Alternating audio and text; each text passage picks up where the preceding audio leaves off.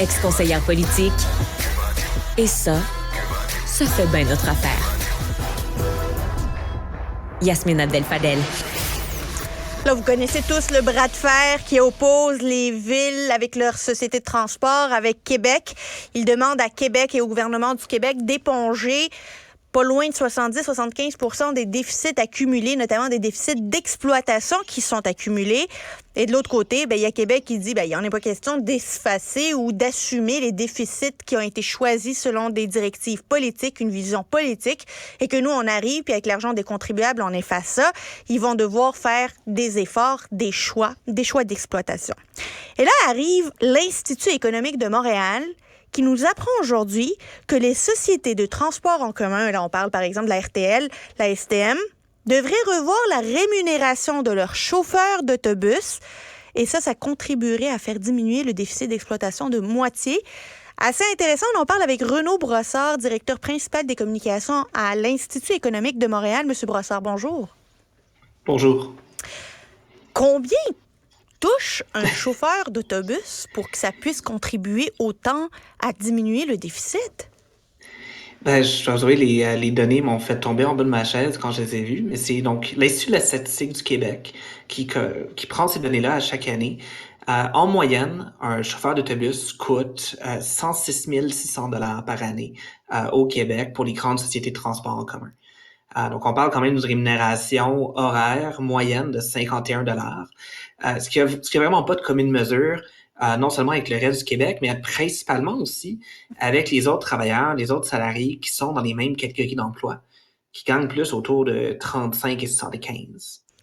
106 000 $ pour les chauffeurs d'autobus. Moi, je suis contente que le monde gagne bien beaucoup d'argent, puis gagne bien leur vie, puis c'est tant mieux. C'est le propre d'une société qui est prospère et qui est riche. Mais quand on parle d'avoir des salaires... Moi, si je vois qu'un chauffeur d'autobus gagne 106 000, je me demande ce que les cadres de moyen ou de grand niveau gagnent. Effectivement, et ce qu'on voulait montrer, en fait, ce matin, ce communiqué de presse-là, cette sortie-là, c'est qu'il y a vraiment un travail qui doit être fait au niveau des dépenses des sociétés de transport. Parce qu'effectivement, c'est tant mieux pour les chauffeurs de bus s'ils peuvent avoir des salaires comme ça. Mais j'ai un peu de misère que présentement, qu'on demande à tous les contribuables québécois de payer pour que ce train de vie-là puisse continuer, alors que les contribuables québécois n'ont pas ça comme salaire.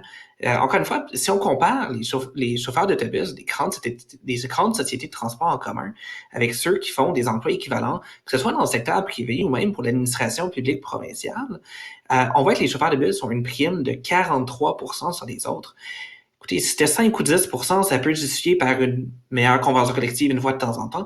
Mais quand il y a 43% de primes, c'est qu'il y a un travail de gestion qui n'a pas été fait depuis très longtemps et qui malheureusement, ça a donné un grand écart entre ce qu'ils gagnent et ce qui est le prix du marché.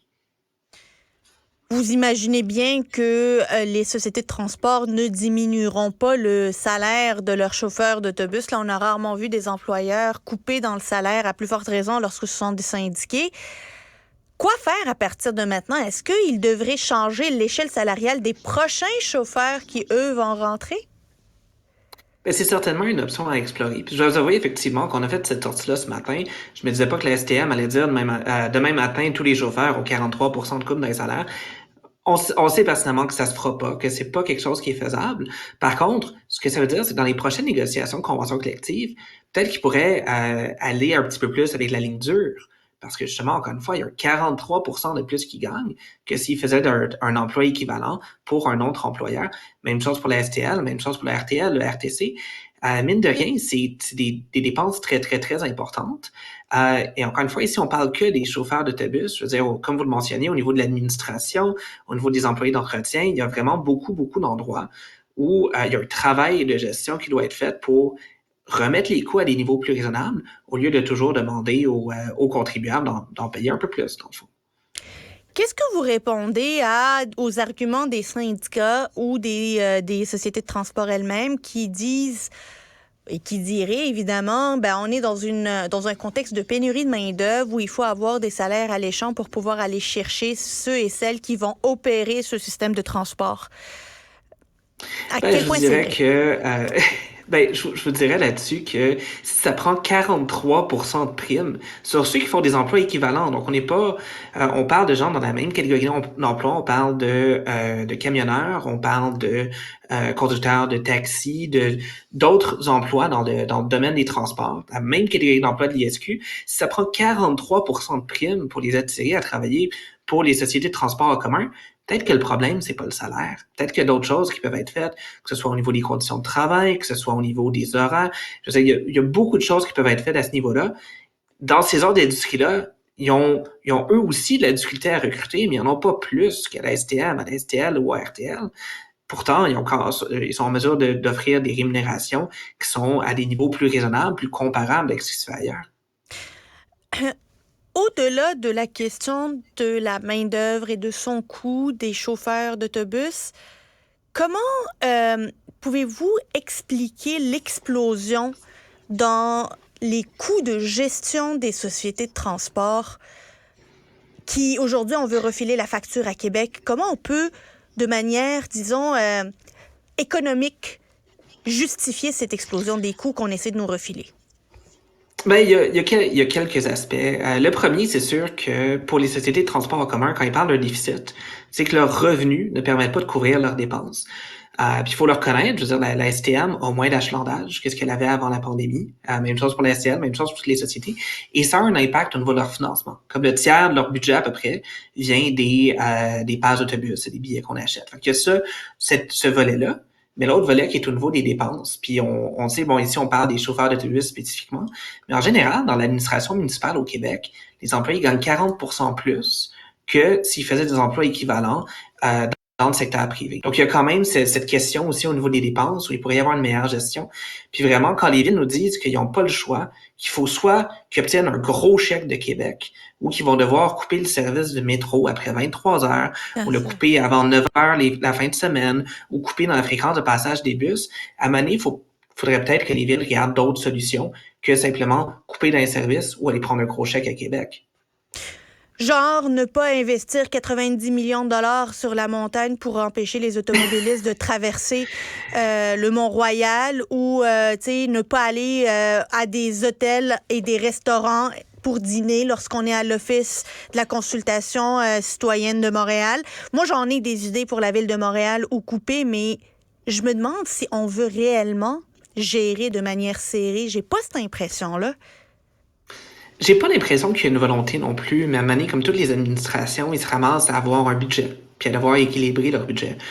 Faut quand même mentionner qu'au Québec, les municipalités n'ont pas l'autorisation de faire un déficit. Donc, elles doivent ultimement équilibrer leur budget. C'est simplement, présentement, comme les municipalités se sont habituées à ce que Québec leur donne toujours de l'argent quand ils en demandent, ben, elles sont habituées à ce que lorsqu'elles ont des besoins, elles vont pas regarder dans leurs dépenses, elles vont juste aller demander un petit peu plus à Québec pour en obtenir plus, puis il faut continuer de faire comme si de rien n'était.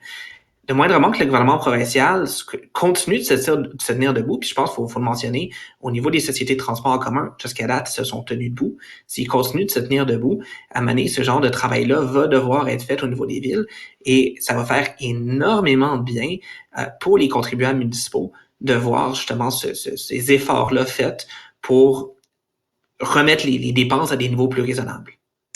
M. Brossard, faisons un peu de politique fiction. On va dire que les villes, évidemment, là, il y a un gros déficit qui est en train de s'accumuler dans les sociétés de transport.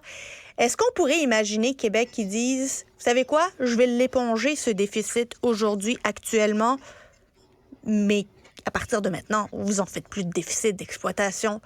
Est-ce que ça pourrait, le fait de récupérer le déficit et de payer le déficit actuel en mettant une condition d'interdiction d'avoir des déficits d'exploitation pour les prochaines années, pourrait être une avenue qui serait rentable à long terme pour le contribuable?